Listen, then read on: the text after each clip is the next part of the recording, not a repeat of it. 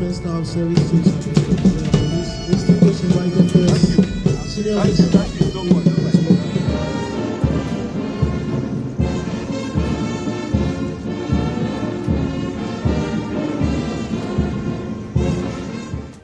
Democracy Day is a national public holiday in Nigeria to commemorate the restoration of democracy in 1999, commemorated on 12th of June.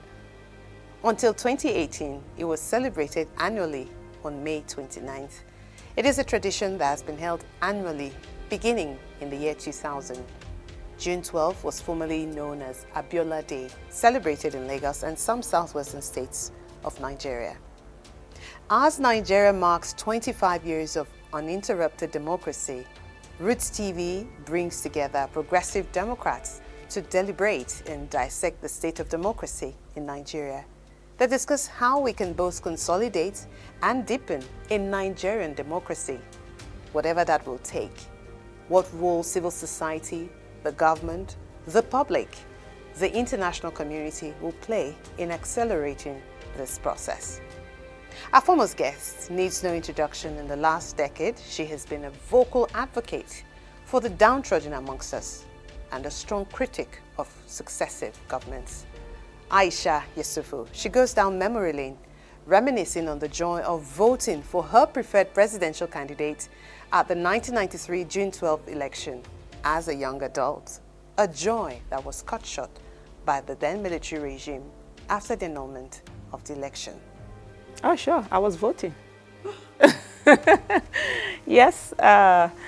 June 12, 1993. For me, it was a day I looked forward to. And when I knew that I could vote, it was everything to me. June 12, I was 19. Yeah, so for those of us that are born December, you're always thinking, okay, well, so I was 19 and I could vote for the first time. And so I was so happy and elated at the fact that I could contribute and be a decision maker in terms of who is it that governs the country. So it was everything for me. And I remember on that day, on election day, you know, just standing behind the queue, because we did you stand behind the picture, whoever it was, and you were counted. And so doing all of that, then at the end of the day, when the elections were cancelled, it was one of my most heartbreaking moments. And I vowed from that time that I was never ever going to vote in Nigeria again. And I didn't vote in 1999, 2003, 2007. It was until 2011 that I decided to vote because of one of the candidates that was running. Dr. Austin Maho, a veteran journalist and publisher, speaks with us on the importance of choosing June 12 as a Democracy Day, as it signifies this sacrifice made by Moshood Kashimawo Abiola. June 12 is significant. June 12 is significant because it marks a watershed in our history as a nation. You know the history of June 12, as it has to do with the agitation of MK Abiola and his election that was annulled in 1992. And this celebration of June 12 has been ignored by successive administration, and it took the courage of the former president, under controversial circumstances, people will say, that's Muhammadu Buhari, to have declared June 12 as Democracy Day, thereby relegating May 29th, which is the day the current democratic dispensation was better, to the background, and elevating June 12, to the fore. So here we are, June 12, 25 years of the current democratic dispensation.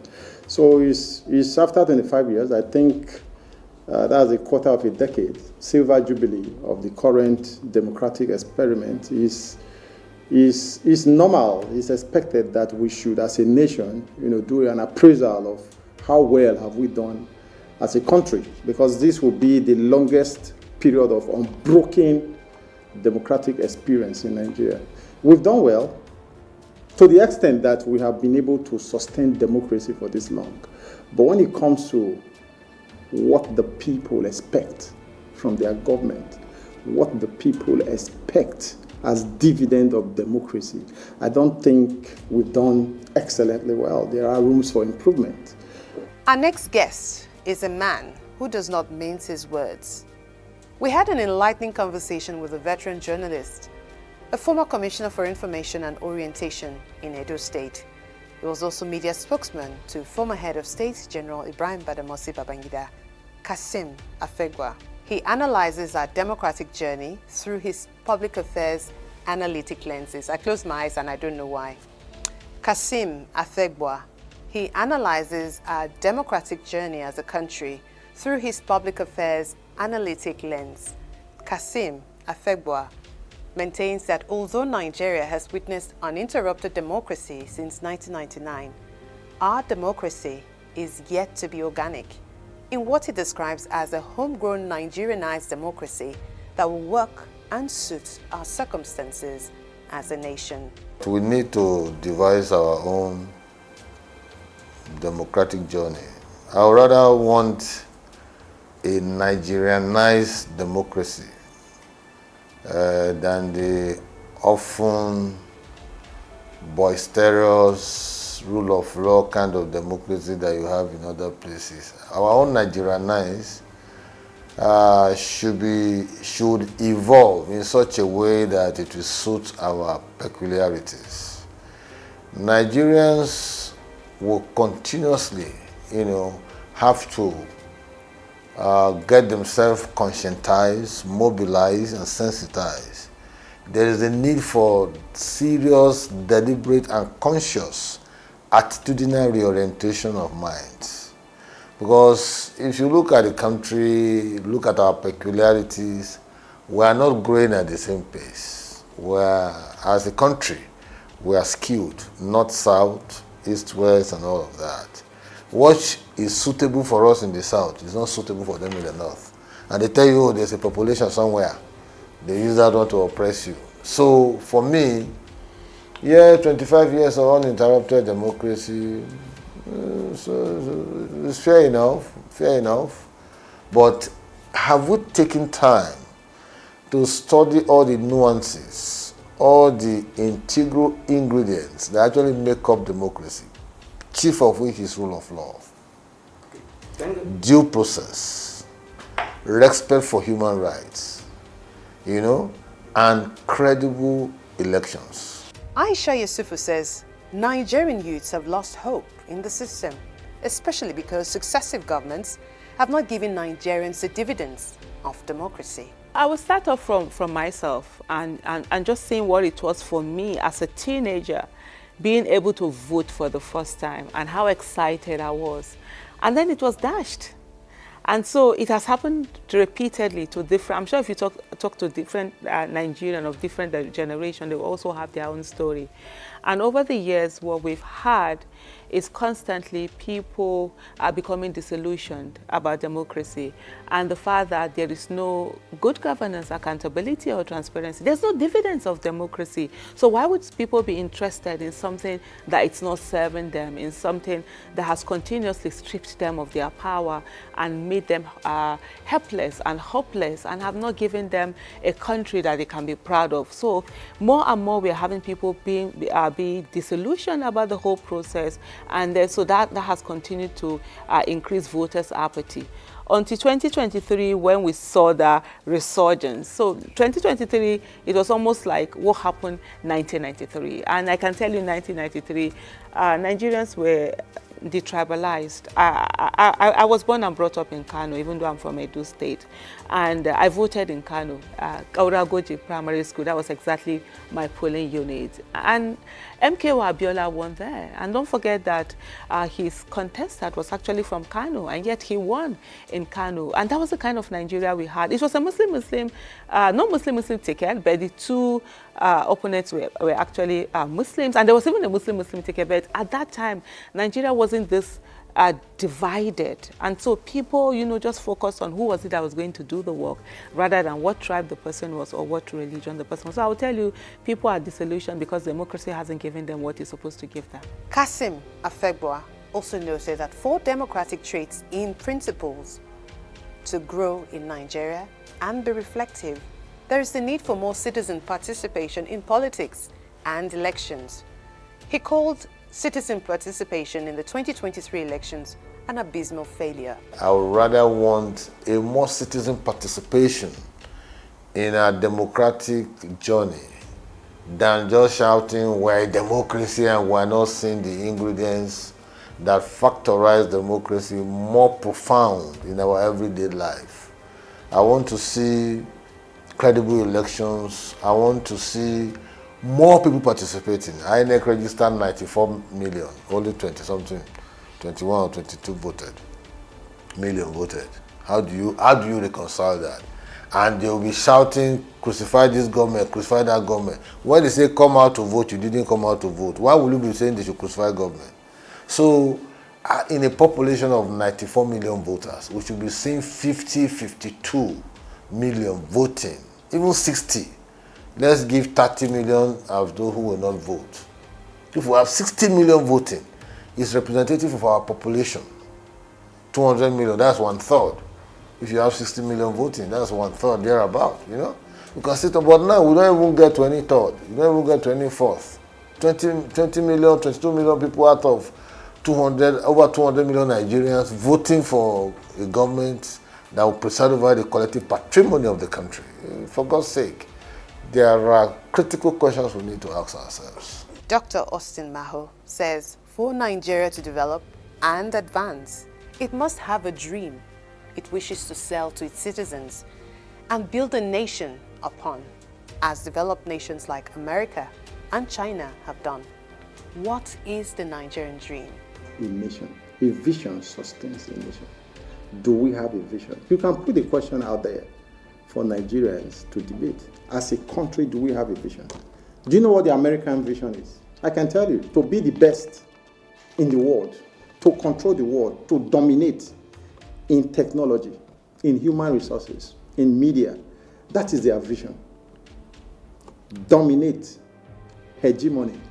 And they do all they can to maintain that hegemony which they have bestowed on themselves. To control global politics in the interest of America.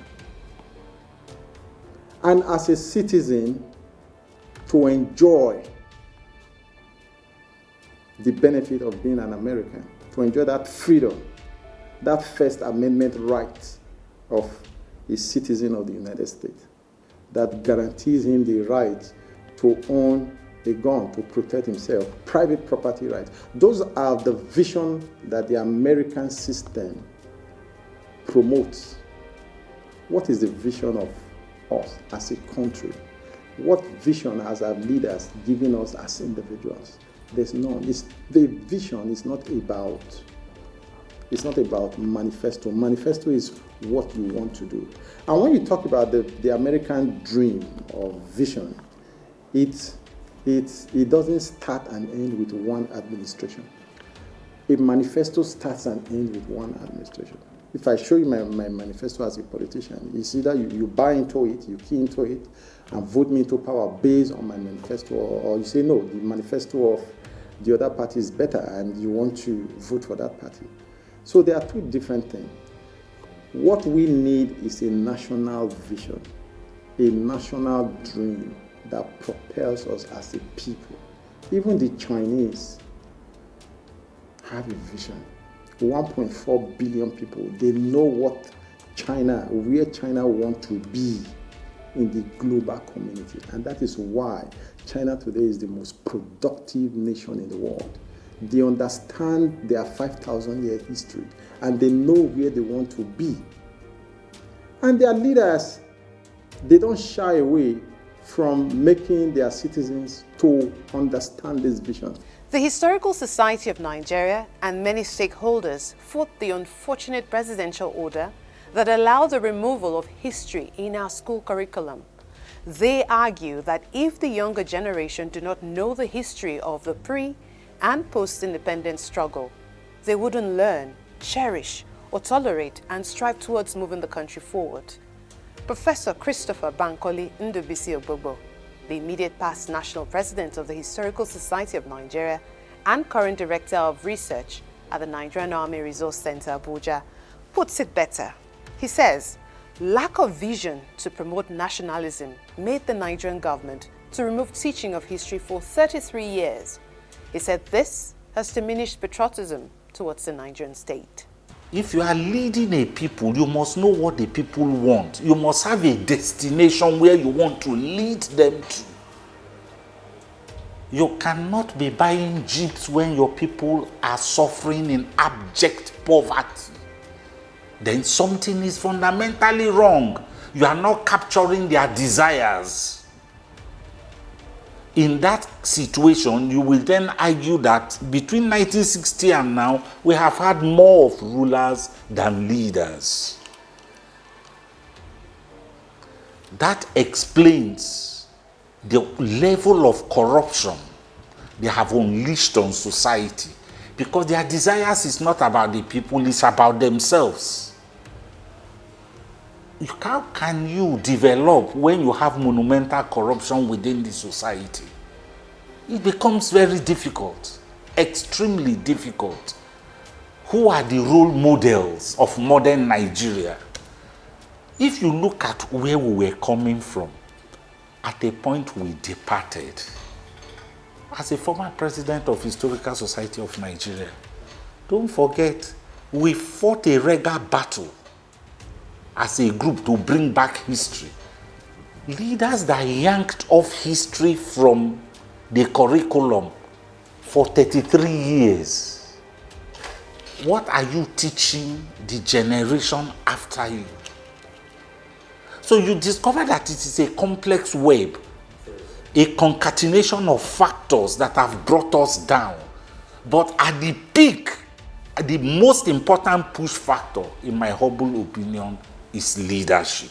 While we have a lot of admiration for reformist Britain over revolutionary France, AishaYesufu maintains that Nigerians are not big on ideology, so reforming a largely uneducated populace is not the answer for us.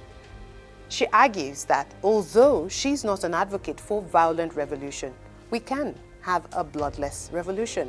She insists that the 2023 general election was a bloodless revolution. On revolution, one of the things I would say to you is that people romanticize violence. Violence never brings anything good. And if, like, there are some people who's like, oh no, you need to be on the street, you need to do that.